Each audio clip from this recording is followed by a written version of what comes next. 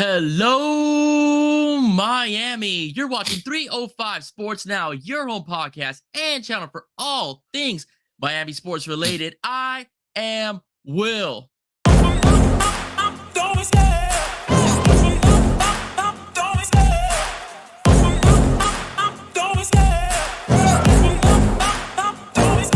I love the chase and the hunt, and I set the pace when I'm running. I always take what I want and I always give it 100. Don't need a bank, no I'm funded. Play the game like it's nothing. I'm always thankful for something. Don't take for granted, stay humble. Now wake up!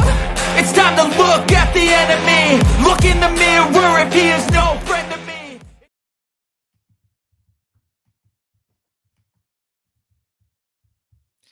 Hey, ladies and gentlemen, we are live here at 305 Sports Now, another live special. We could call this 305 Live, in which today we will be talking and discussing the transfer portal versus recruiting, which is actually better than the other. See, is it recruiting that helps build championship teams, or is it the aspect of the transfer portal? And joining me today on this live special is a good friend of the show, and he's a very popular podcaster. He is the host of Café con Kane, and his frequents the show is in the Flow show as well, is my good buddy John from Cafecito and Kane. Johnny boy, what's up, man? How's it going? Doing just fine, man. Just enjoyed that end of that Panthers win. Now the Heat just tipped off, I think. So and kind of enjoying trying to keep myself distracted really during this off season. But the Panthers and Heat are doing a good job of that. Yeah, they really are, man. And you never know who's going to show up on the show. I'm sure you recognize down there Courtney, a.k.a. from Doll's Diaries and the Finstock Sports Network. She is making fun of me because I shaved, and she's applauding you for having a beard, just to let you know. You can't go back, you know? I'm telling you, man. I'm telling you, absolutely, man. But I like to do if I do clean cut, I gotta do the whole clean cut and regrow. That's usually the way I like to work it. Mm-hmm. So if you guys can, please subscribe to the FTSN network, okay? And please subscribe to Doll's Diaries as well. She does a good job breaking down the Miami Dolphins, and so does her team over in the FTSN network. Bobby does a great job, and whether it's a draft or whether it's baseball, whether it's football as well, you can't beat that team. All right. John, it's pretty much what we're here for. Now, before I start, the whole premise, the reason why I got inspired to do this live and basically pick this topic is because I heard Chalupa Batman on one of his episodes with the You Heard basically discuss the whole idea of the portal versus recruiting. And he gave his take, on the aspect of the portal versus recruiting.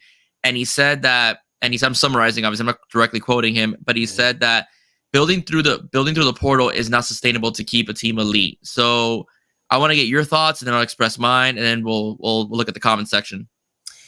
Yeah, so it's no different from building an NFL team, building a Major League Baseball team, a hockey team.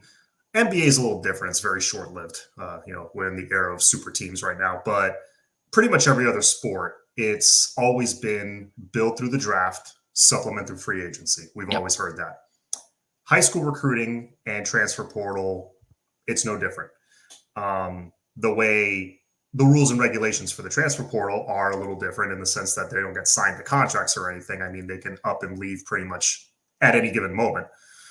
But yeah, that's kind of how I see it. It's draft and free agency essentially. The way you build up like the foundation of the team, it's got to be through high school recruiting. Even though we're a few years into this whole transfer portal NIL world now, I still believe doing it mostly the old way is the way to go.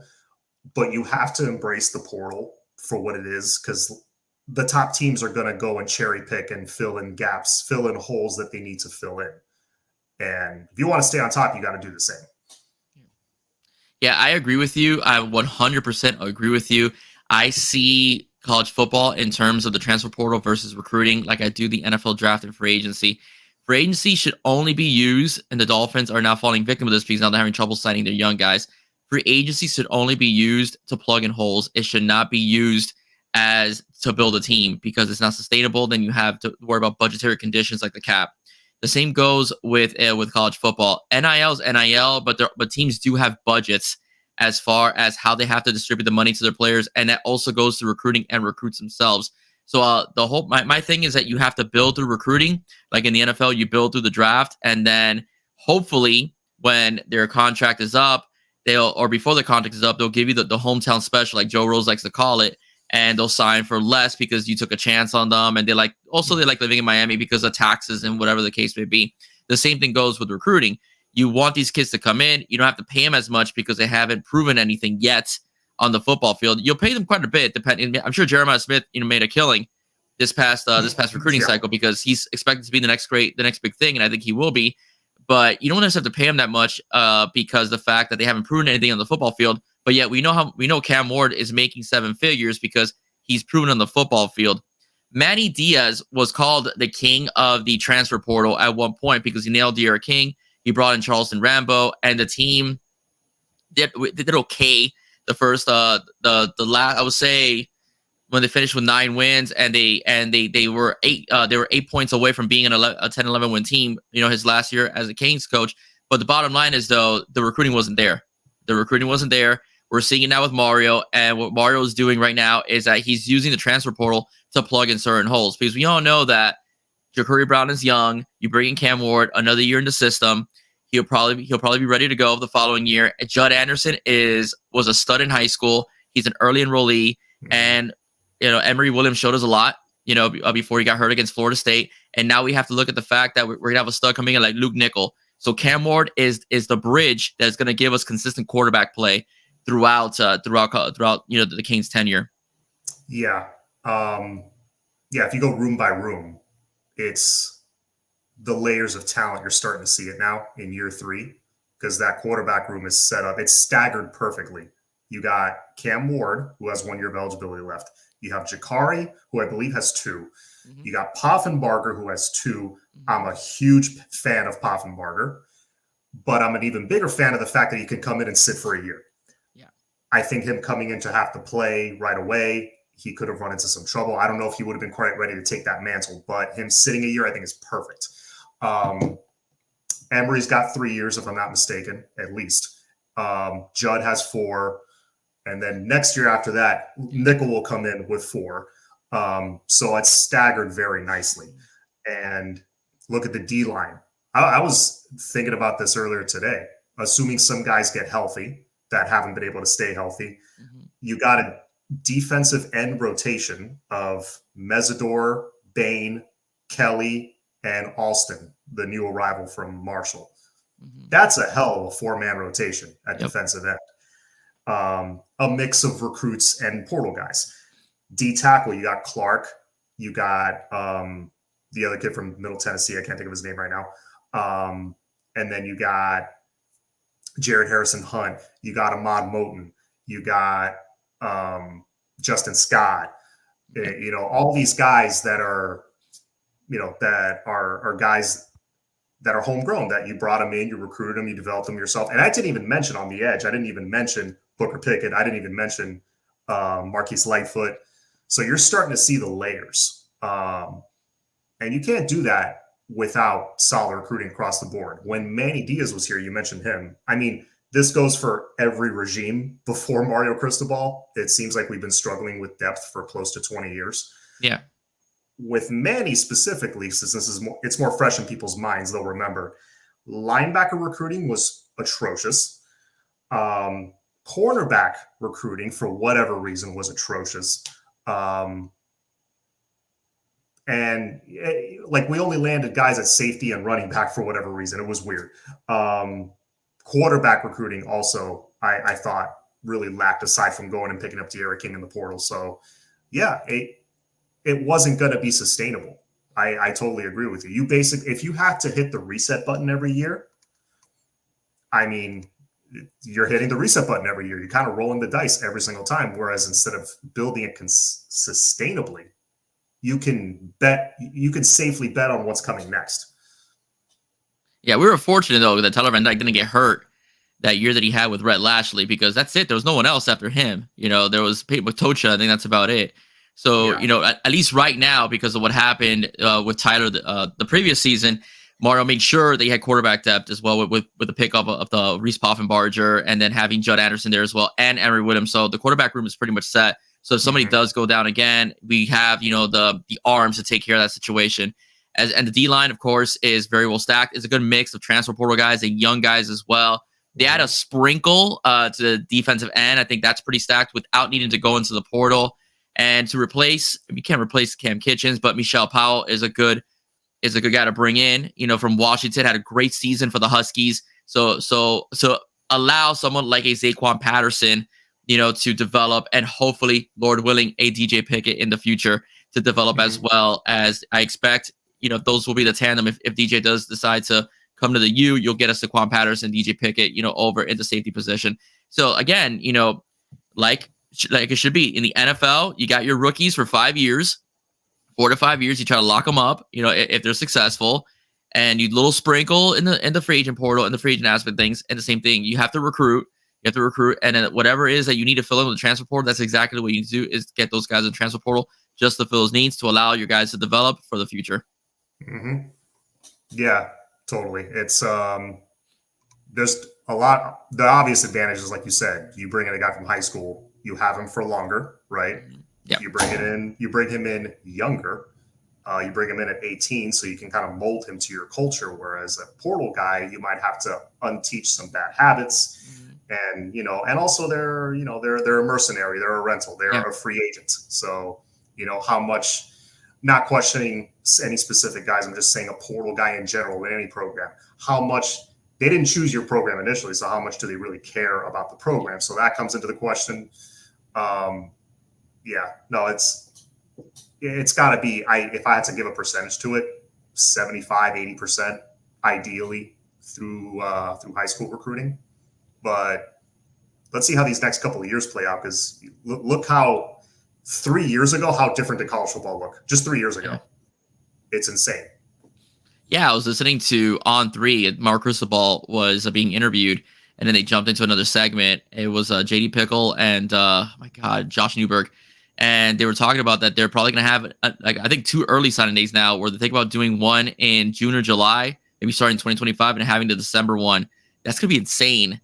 Especially, I think it may be difficult then to flip people if in that case, because if they sign early, they probably won't change their minds. Because that's the thing. Like, what Mario does really well is turning December into pretty much the Alamo for other teams, because they have to try to fight to keep their guys, because now the Canes have really ratcheted up. The phone calls, the text messages. Hey, look at our campus. It's wintertime and it ain't a frozen tundra, and we have this and this and this and this and this. So what do you think about that? The possibility of maybe having the signing day moved up to June and then also December as well? I feel like Ohio State lobbied for that. But I hate that school. Yeah, because look how many guys Mario flipped towards the end of the cycle. It could work good and bad for us. It can work really well in the sense that if we're winning, which, let's say that gets put into effect. I don't know when it would be put into effect, this year or the following year. Let's say it gets put into effect in 2025. We could have a good 9 or 10 win or 11 win season in the bag right before that. That would really help things. We won't have to do as much selling and as much flipping towards the end of the year. But I feel like Mario is a guy that he'll have a plan in place. Recruiting is not something I'm ever going to question with him. Recruiting and scouting, he's, we're now 3 years in, so he's been scouting the players that are in the 2025 class right now. He's been scouting them since 2022. Yep. So if that change comes down the pipeline, I'm sure he has a plan in place and he'll be ready to execute it once that does. So that's not something I'm too concerned about. But winning right now will be that much more important. It already is important for the Canes. It's time for them to get some W's. It will be that much more important now. Yeah, this year 3 is extremely important. You've got guys in your system that are about to be sophomores, and also the guys that you were able to scramble in there after you were hired after the dismissal of Manny Diaz are now going to start to be, they're going to be juniors this upcoming season. They'd be 3-year players or they're third-year sophomores, whatever the case would be, if they redshirted.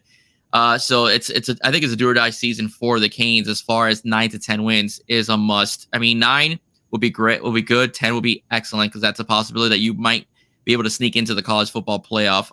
But the funny thing is a lot of schools and their fan bases, although they don't recruit well or they struggle in recruiting or they drop in recruiting rankings, they love to brag about the transfer portal and how they're acquiring all these guys and making fun of Miami for not being a transfer portal king. I don't think, and I'm going to share my screen, although I have a lot of respect for Lane Kiffin, the coach, he's not considered by many people. Let me see, hold on 1 second. Let me go. Yes, here we go.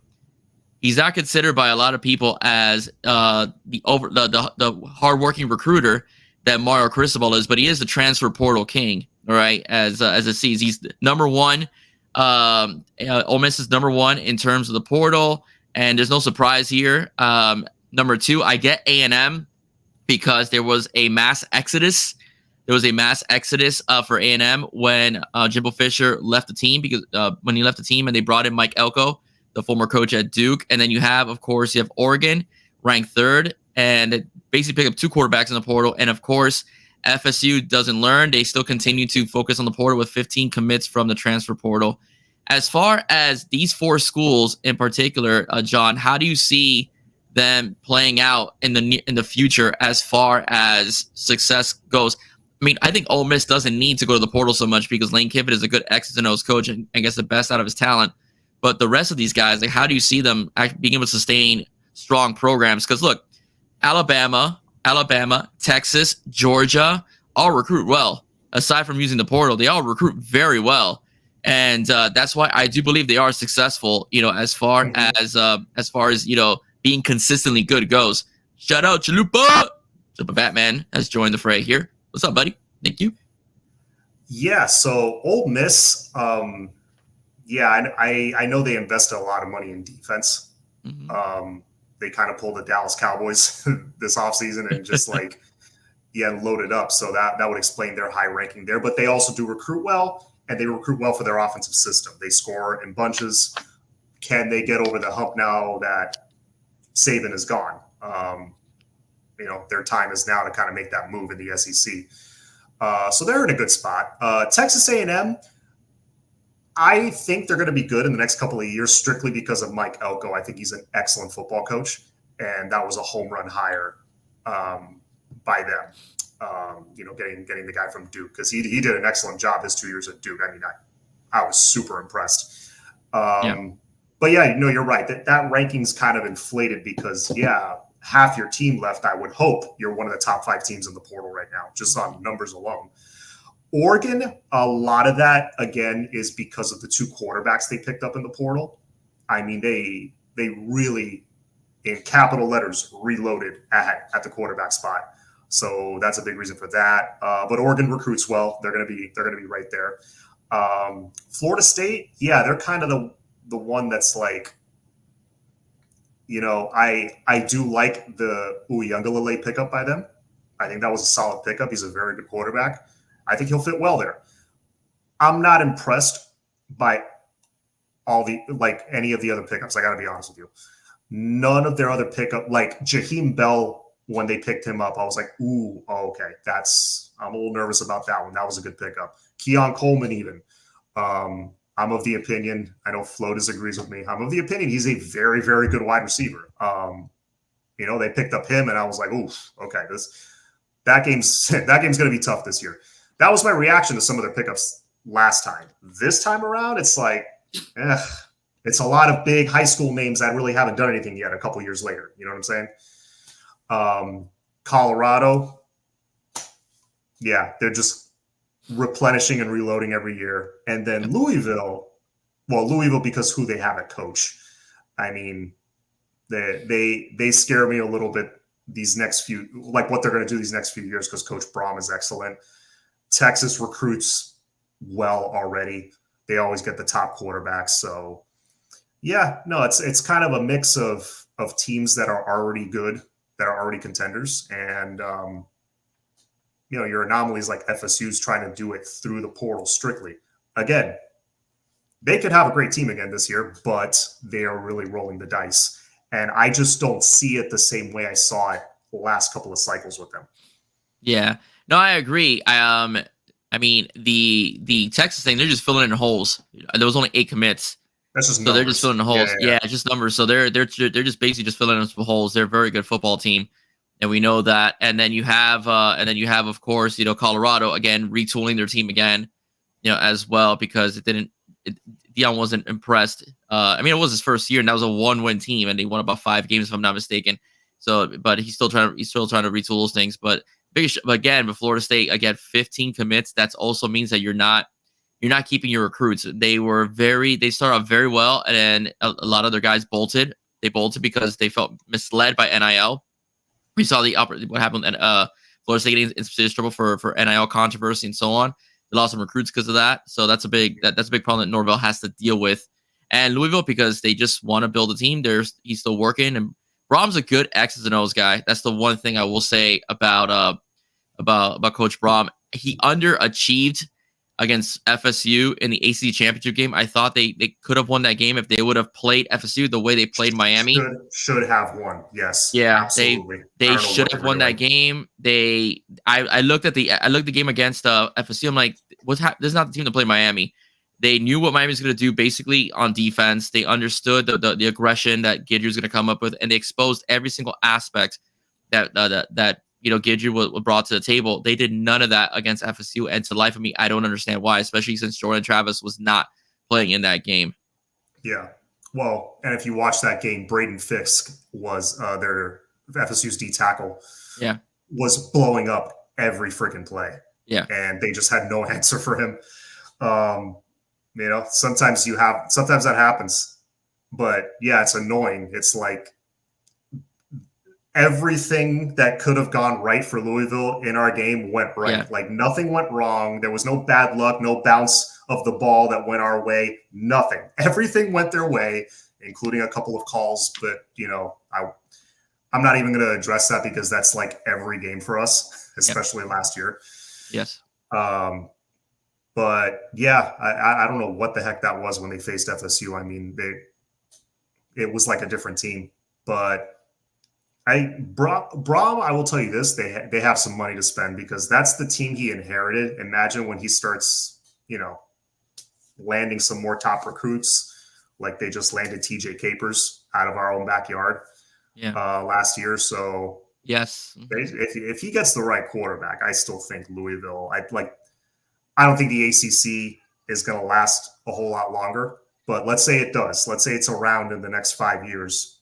Louisville, I think we'll be near the top with what we're building. Another team, Virginia Tech, I like what they're building. They have a hell of a quarterback. Those are some of the three top teams moving forward the next couple of years for the ACC that I see, and possibly FSU they'll be around as well. Yeah, no, I totally agree with you. I really do think that FSU will be around, but I don't think FSU is sustainable at the moment. The way they're approaching things, I do think Louisville, once they get the recruiting class, recruiting class is full together. They get a solid quarterback. Again, that guy's a really good schemer as far as X and O's goes. He might be the best play caller in the ACC at the moment, as far as it goes, as well. Vatech is a team that, although we've struggled with them at times, we have managed to beat them, but they are a team I think this year that is a dark horse in the ACC. I do think they are a team that is a sleeper as well, and that is a trap game, for Miami at nights, which is, I believe, is a Friday night. That's a trap game, so the Kings have got to be careful with Vatech. Vatech, whether they're a good team or not, they always play Miami tough. They actually, even in 2001, that was one of the toughest games the Canes played that year when they played Virginia Tech. So I mean, that's just a grimy, smash mouth, physical team, and no matter who the coach is, they always seem to bring that kind of lunch pail mentality to the table. Yep. Yeah. I caution Cane fans who are looking at the schedule that just kind of marking off wins. Virginia Tech and Georgia Tech are both going to be very tough games. I'm going to tell you why. Both coaches, if I'm not mistaken, are going into their third years with their respective programs. And if I'm not mistaken, I want to say both of them. I could be wrong, but I know the Georgia Tech head coach, wasn't he part of the Nick Saban coaching tree as well? I believe so. I want to say he was. Maybe he and Cristobal even coached together at one point in the same Believe so. staff. I know a lot of current head coaches now coached on that staff with Cristobal, like 10 years ago. Yeah, and I liked I saw the fight that Georgia Tech played with in certain other games. They upset North Carolina, and Va Tech has a hell of an athlete at quarterback. Virginia Tech's going to be tough to beat. So, I caution you guys, when you're looking at that schedule, do not think those are just wins. And Virginia Tech, it's going to be I kind of like that it's the exact same situation as last year. It's kind of like a chance for a do-over because we have the few non-conference games that we should start 4-0 in. We got the big one at Florida, just like we had the big one at A&M last year. You got the big one at Florida. Get over that little hump, which I'm expecting us to win that game. Not a blowout or anything, but I'm expecting a win. Get through that game. Take care of business in the other ones, USF, Ball State, whatever. Start 4-0. That Friday night game, it's already reminding me of Georgia Tech last year because it was the first ACC game. It was a night game. We were heavily favored. It's almost like a do-over. If we can go in and take care of business, beat them by 2-3 touchdowns, that'll really show me that we're kind of starting to turn the corner culture-wise because for whatever reason, these ACC games, these scrappy ACC opponents, we just cannot put them away. And it's been a 20-year problem now. Yeah. Enough. I want to see us play a decent ACC team in an important spot where we got to win the game, where you got to have it, and just take them out early. How often have we done that in the last, let's say, 15 years? Not very often. Probably once or twice a year we do that at the most. Yeah, not much. Not much. Last year was the Boston College game. That was Miami's most complete game. Pretty much. And Boston College wasn't very good. Yeah. And I was happy about it because I think people were like, it's Boston College, whatever. It was like, listen, look at our ACC schedule, our ACC road record over the last 20 years. It will shock you how bad it is. I forgot the number, but I think we have a losing record overall, like ACC road games in the last since 2004. It's pretty bad. So for us to go there and just take care of business and dominate, I was like, okay, good. Let's keep doing that more consistently now.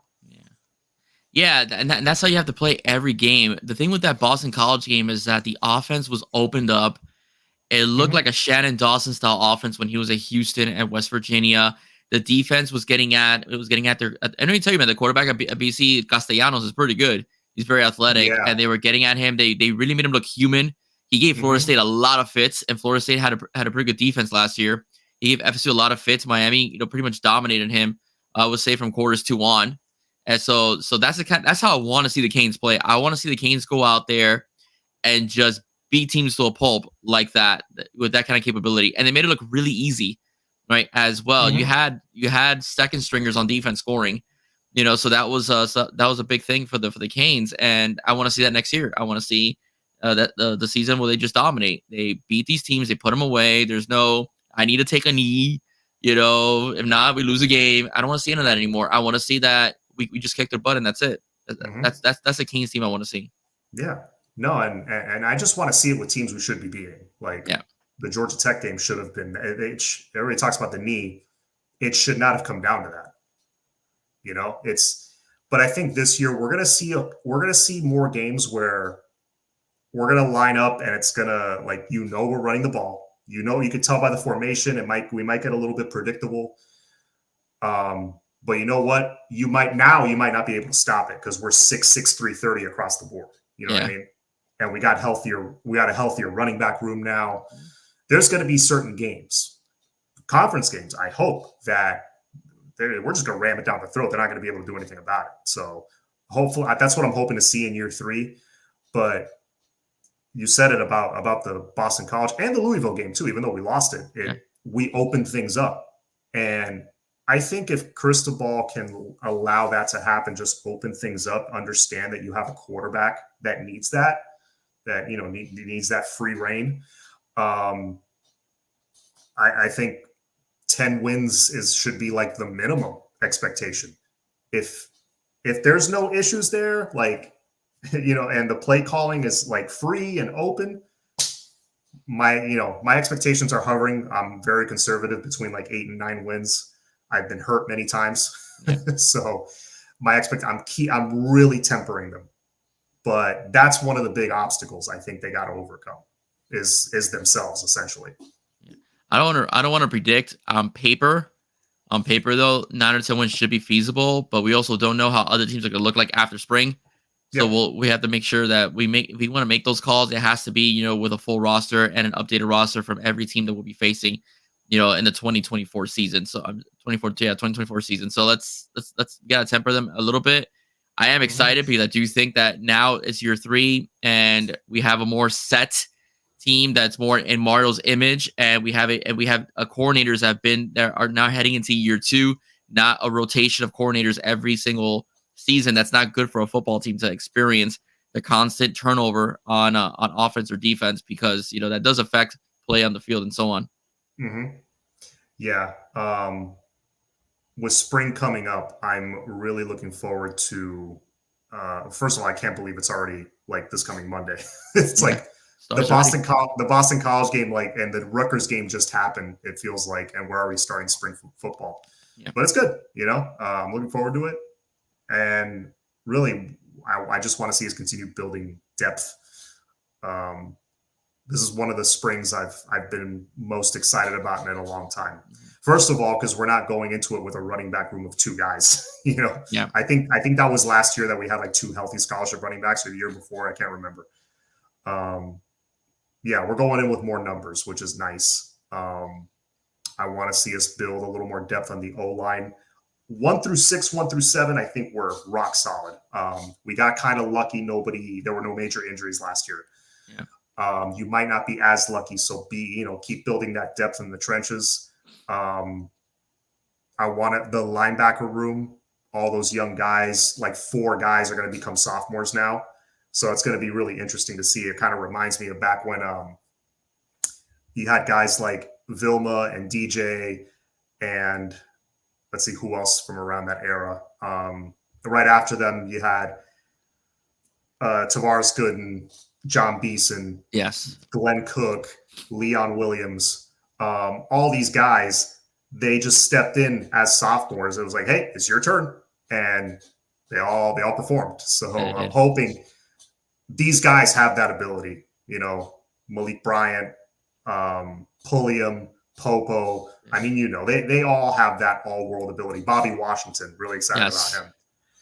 They all have that ability to step in now as sophomores. Like, all right, it's your room now. Take it. And they're all dogs, man. All those guys, they're all dogs. Fast, athletic, and ferociously competitive. Mm-hmm. Yeah, so I'm feeling a little nervous about the lack of experience, but like I just said, in the past, guys like that would just step in and do the job. It was no problem. Yeah. Well, Shaq Quarterman, Michael Pinkney, they had really good freshman year. They were 3 starting linebackers, and they balled. So I do, as long as the front 4 holds its own, especially the interior, those linebackers are going to eat. As far as I can think of. Because that's a more talented group than those 3, my personal opinion. Those guys came in and just balled out completely. So we'll see what happens. Yeah. Senor Cafecito, you have any announcements for us that you want to talk about? Yes, I do. In case you guys don't know already, I have a second channel that I started, a Dolphins YouTube show called First and 20. And I dropped my first little intro video the other day.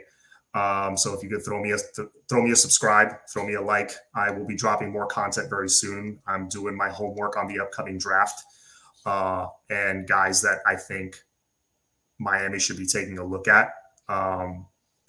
There's a dude I was actually, I was thinking of this one dude because we played against him this past season. You remember Peyton Wilson, that linebacker from NC State, bro? Yeah. If he's there, let's say we trade down and we get a couple of picks. I think we have the 60-something pick right now. The 60s, I forgot what. If he's there, late second round, grab him. That dude, bro, changes the culture, changes the look of our defense and like the front 7 entirely, because I think we need some linebacker help. Yeah, especially since I don't think they're bringing back Jerome Baker. I think he's going to be right. Did not resign him, so they will need a linebacker. There's a lot of talk in the first round about getting Jackson Powers, the center out of, actually the interior lineman out of Oregon, to be basically a replacement for Connor Williams. Everybody's in love with him. That young lady that decided to make fun of me for not having a beard and give you props for having one as well. She's a big Jackson Powers fan. Her team over in FTSN are a huge Jackson Powers fan. I did say that I do think we need a little bit more linebacker help. Because it's a very loaded draft on linemen, and there's two guys that went to the U alone that I think could play anywhere, in Matt Lee and Javion Cohen. So if you want to wait on a lineman, I wouldn't be upset, because I do think the linebacker is also a need the Finns are going to have, at least. I mean, whatever. If we get Jackson Powers, I'm fine. Hell, we get Brock Bauer, I'm fine too. But I do think we need a tight end, like a George Kittle type. Oh, Brock Bowers is my number one dream scenario if he drops to us. I mean, you run, if you're Mike McDaniel, you run to that phone and call him. But yeah, no, but I agree with her with what you said. I'm a huge Jackson Powers Johnson fan. I think of the same way. I think of him as a replacement for Connor Williams, because he gets hurt way too much. I like Connor, but our whole line is injury prone. I think we should draft at least 3 linemen, whatever position, regardless of position. The best one there, grab them. Yeah. Javion Cohen is a guy in the later rounds I take a look at. I love Matt Lee. The only thing that makes me nervous with Matt Lee at the next level is, can he handle those bigger, those grown men kind of defensive tackles? Because I feel like at times he kind of struggled against CJ Clark in the NC State game. But you go by PFF stuff, which I tend to. Matt Lee, even though he's not the biggest center, Matt Lee, I think, had he allowed 1 quarterback hurry the first half of the season or something, some crazy stat like that. So yeah, it's another guy I take a flyer on. If he's around 5th, 6th round, especially for culture and stuff like that. Yeah, why not? Yeah, it's hard to believe that Javion is not projected to be a higher pick, because Javion didn't even give up a sack, and he played in 2 respective programs in the most dominant conference, the SEC, and he comes in the ACC and does pretty much the same. So I'm kind of surprised. He lacks size. So? That's what it is. I think that's what it is. Yeah, because he's low 300s. He's I think he's 310 maybe at the most. So, there's questions about his his size and his strength, and that matters at the next level, man. You're going up against you go to some big dudes. No, you're going to get some big dudes. No, it's absolutely true. Jason Kelsey, though, was an undersized player. I don't think he hit 300 pounds, and he's going to the Hall of Fame. So, I mean, we'll see. We'll see. Yeah, I know. I think he will be too. I mean, that's the thing with him. I just think that the guy was dominant, and I saw him in his pro day, and he was throwing around linebackers like a rag doll. So we'll see what happens as far as the draft goes. But I'm just saying, it's a very, very, very loaded draft this season for old linemen. So if you don't want to take a chance on a lineman, you want to get the best player available, I say go for it. Whether it's linebacker, whether it's Brock Bowers. I think Brock Bowers, first of all, it's as good as far as linemen go. It's not a very strong tight end draft. So we'll see. So I think you get Brock Bowers, just get him, and then you could teeter with the rest. Listen, your first round picks, you want to hit on those, but you also have to hit on your middle rounds as well. That's the key of success in a lot of teams, is can you sustain in having not just your first and second rounders, can you also pick very good 3rd, 4th, and 5th rounders? I don't think the Dolphins have a 3rd this year, if I'm not mistaken, or a 4th. I think they lost it too, because of the whole tampering thing with Stephen Ross. I think they lost their 3rd. Okay. Look, in recent years, I think Chris Grier has done overall a solid job. I mean, I remember watching it growing up as a Dolphin fan. The running joke was we could not draft first round picks. I mean, we would always miss. Yeah. But then there was these couple of years where we got, whatever your opinion is of him, you got Tua in the first round, you got Jalen Phillips in the first round, you got Jalen Waddle in the first round, and then you got Javon Holland in the second round. So it's we're nailing these first and second round picks lately. And, it's where he struggled is building an O-line, but it's not his fault. Nobody can stay healthy, Yeah, no, that's true. No, he's gotten better, definitely, as far as drafting goes. I will say that. And let's see what happens with Cam Smith. That's been everybody's controversial pick, because he didn't get on the field at all. Or that was a Vic Fangio, I just don't like him type of guy. Or we'll see with Weaver if he could actually play. So he'll be, I think, the litmus test on the skills of Cam Smith. I'm of the opinion that he can play. Yeah, I'm excited to see him, and I'm excited to see that secondary next year healthy without Vic Fangio. Yeah. We never talked about it. Were you a Fangio guy? Were you upset that he left, or was no at all? Really? I was not. I mean, really? I respect what he's done over the years. He's 40 years, I think, in the NFL. No, I respect what he's done. It's just it was a square peg, round hole situation. He just didn't blitz enough, didn't use certain guys enough, didn't use Emmanuel Ogbah enough, which drove me insane. Yeah, and honestly, I put the Tennessee Monday night loss mostly on him. Yeah, I agree with you. I agree with you. He was playing prevent with 4 minutes to go. It's like, yeah, any NFL team is going to score with you given that much time and that much space. Yeah, it was a top 10 defense eventually, and we saw Bradley Chubb have a Pro Bowl season under his defense. Eventually, Jalen Phillips, yes. I think that Jalen Ramsey, when he came back healthy, kind of changed the game a bit because Jalen Ramsey, made his defense a lot better. But I mean, the way his system works, it's you have coverages and you're supposed to have a front four that comes in, blitz very little, and your front four, because of the coverages are so good and they're so not predictable that your front four, your front five are able to get to the quarterback, which is what happened with Chubb, which happened with Phillips. So I wasn't down on the guy, but I do agree with you. And we didn't lose the KC game because he called a bad defense. We lost the KC game because the offense just couldn't score. I mean, that was the main issue. I agree. But I do 100% agree with the whole thing with the Tennessee game. He played I want to go prevent, but he played a very soft zone throughout the rest of the game, and they were just picking him apart. It was 7 yards, 8 yards, 7 yards, 8 yards. While yet Tennessee was still playing, even though they played a zone, it wasn't that soft. You caught the ball 2 yards and you were tackled. It was totally different as far as the philosophies went between Mike Vrabel and Vic Fangio. So yeah, I do put a lot of the blame on Vic, not being a bit more aggressive, or at least not tighten up his zone a little bit in the end of the Tennessee game, because that's a game that Miami should not have lost. It ruined the season. It completely derailed the season because you win that game. I mean, the East is yours.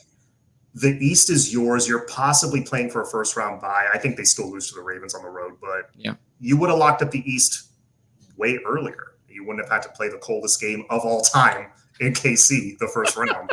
Definitely. But yeah, that's one thing I do miss about. There were things I liked about Brian Flores. The way he treated Tua was terrible. Yeah. But there were things I liked about Brian Flores, and one of them is that he was an aggressive-minded defensive guy, which I think this unit needs that. You need an aggressive-minded DC. Yeah. So you like the Weaver hire? I like it. I like him so far. Let's see how it plays out. I like the Vic Fangio hire at the time too. So we'll see how it plays out. He's younger. He seems more aggressive. Coaching is becoming a young man's game. So I'm all for it. Let's see what happens. I agree with you. I totally agree with you. Where are you in the signing of Christian Wilkins before we get off tonight? You know what? And I've been meaning to look this up. Do you know off the top of your head how old Christian Wilkins is? Because he's definitely more. I could look it up. I think he's let's see, Clemson, 5 years, about 27, if I'm not mistaken. Oh man, he's still about 28. Yeah, he's 28. He's 20. Okay, I was close. Okay, he's 28. Yeah, and he just turned 28 now in December. Okay. So, okay. I thought he was more like 30. Yeah, 28. I've always been of the opinion that you lock up your homegrown guys, and he's a homegrown guy. He's one of the best defensive tackles of the last 5-7 years in the NFL. Yeah. He's like having historically high tackle seasons. I think he broke a record last year for tackles by a defensive tackle. Christian Wilkins is special, and he gets better and better every year. And at a young 28, like I just said, he just turned 28 now. I think you lock him up. Obviously, be smart about it. Don't overspend, but come to a good deal that's good for both sides. And yeah, I try to lock him down for sure because I think he could give you this kind of play for at least 3 more seasons, at least. Yeah, the Dolphins screwed up. They should have locked him up last year. And one of the things they held over his head were his sack numbers. And guess what? His sack numbers went up, so he's going to command a lot more money. So we'll see what happens with the salary cap going up. Salary cap going up a bit. I think they could probably give him his money. That's a possibility. I just think you can't lose. He's first of all, he's extremely durable. The guy's never been hurt. Yeah, he's got a high motor. He's made Zach Sealer better in terms of having next because he takes up a lot of double teams. He's made the linebackers better because he takes up those double teams as well. He's like I said, he's a great leader. A lot of the roughing the passer calls that they called on him this year, like 1 or 2, especially the Mahomes ones where I thought were in poor taste. I don't think the refs should even called it in the playoff game when he roughed Mahomes. He didn't even extend his arms, as far as that push goes, and they just gave him the call. I thought that was ridiculous by the referees, but it is what it is. But yeah, I think you lock them up. D tackles are extremely important because if you have a good one and you have a good solid two, but you have a good one, just makes your defense, especially your front four, a lot better. So I lock them up. However, you can lock them up and restructure what you need to restructure with some guys. If some guys don't want to comply, if they're of age a little bit, like what happened with Howard, you tell them adios. So it's just the way it's just the way the NFL is right now. Yeah. John, besides your 1st and 20, where else can they find you, young man? Find me on Twitter. There's my handle right there. Confidence Dylan Kane. Find me, of course, the Confidence Dylan Kane Show on YouTube. That's where my main content is at. Instagram, I'm also on there, same handle. You can find me there. And yeah, that's pretty much it for me. All right, ladies and gentlemen, thank you for joining us on this live broadcast of 305 Sports Now. Once again, I am Will for John of Canes. Have a great night. Don't forget to like, share, and subscribe. Stay safe, guys. God bless. See you soon. It's all about the youth. Bye-bye. Gotta pop that up. There we go.